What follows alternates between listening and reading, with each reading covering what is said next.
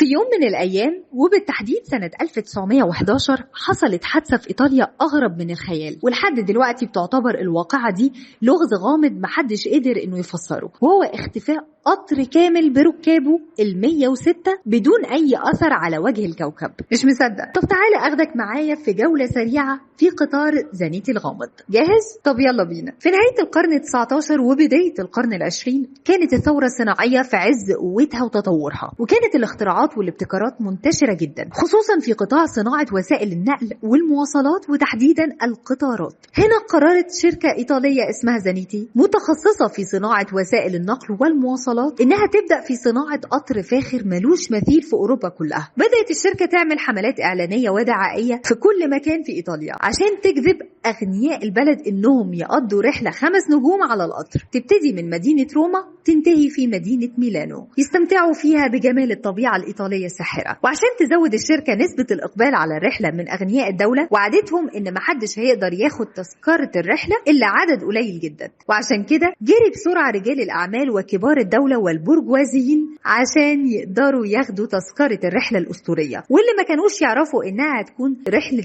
ذهاب بلا عودة. انطلقت رحلة زانيتي من محطة قطارات روما. بعد ساعات قليلة وصل القطر لنفق جبل لومباردي. النفق ده طوله بالظبط 1 كيلومتر بس، وبكل هدوء دخل القطر جوه النفق، لكن بدل ما يخرج بعد دقيقة بقاله 112 سنة ولسه ما خرجش. ايوه زي ما سمعت كده بالظبط، مفيش وجود لاي مخرج بديل، مفيش اثار لحادثه، مفيش اي شيء جوه النفق غير العدم وبس. القطر دخل النفق وكان جواه 106 شخص، 100 من الركاب و6 من طقم الخدمه والتشغيل.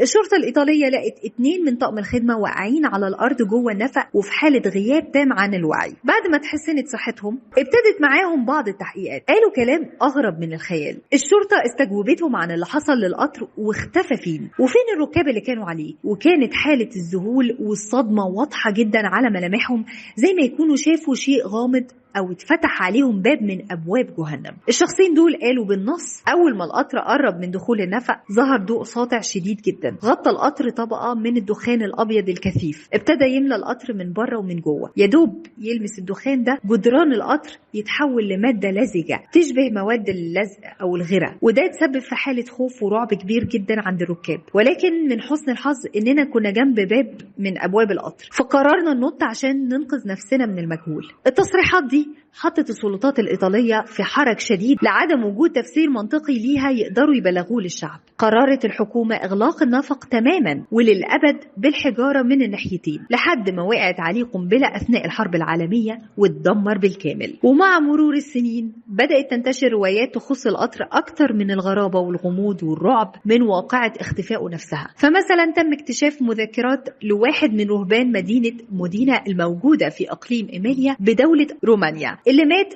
قبل واقعة القطر بحوالي 400 سنة. الراهب ده قال في مذكراته: لقد رأيت شيئا كبيرا يتحرك بسرعة مثل الشيطان، على ما يبدو أنه مصنوع من المعدن وله نوافذ كثيرة، وفي داخله أشخاص يرتدون ملابس غريبة لم أرها من قبل. وفي واقعة تانية وبالتحديد سنة 1840، يعني قبل حادثة القطار بحوالي 250 سنة، حصل شيء ما يقدرش العقل البشري إنه يستوعبه، بالتحديد في دولة المكسيك. وده لما ظهر 104 شخص في مدينة مكسيكو كأنهم ظهروا من العدم، وكانوا لابسين هدوم غريبة لا هي من الزمن ده ولا من أزياء البلد دي. وفورا الشرطة أخدتهم عشان يتعرفوا على جنسياتهم وهوياتهم وطلعوا منين وإزاي. والمفاجأة إنهم قالوا إنهم من العاصمة الإيطالية روما، وصلوا لهنا من خلال رحلة قطر. الأغرب في الموضوع ده إن الحقبة الزمنية دي ما كانش فيها خطوط سكك حديدية بين إيطاليا والمكسيك أصلا، فإزاي قدروا يعبروا من قارة أوروبا لقارة أمريكا الشمالية بالشكل ده؟ ومن سنة 1911 ولحد دلوقتي وبعد 112 سنة من الزمان كل محطات العالم بتنتظر موعد وصول قطار زانيتي المختفي.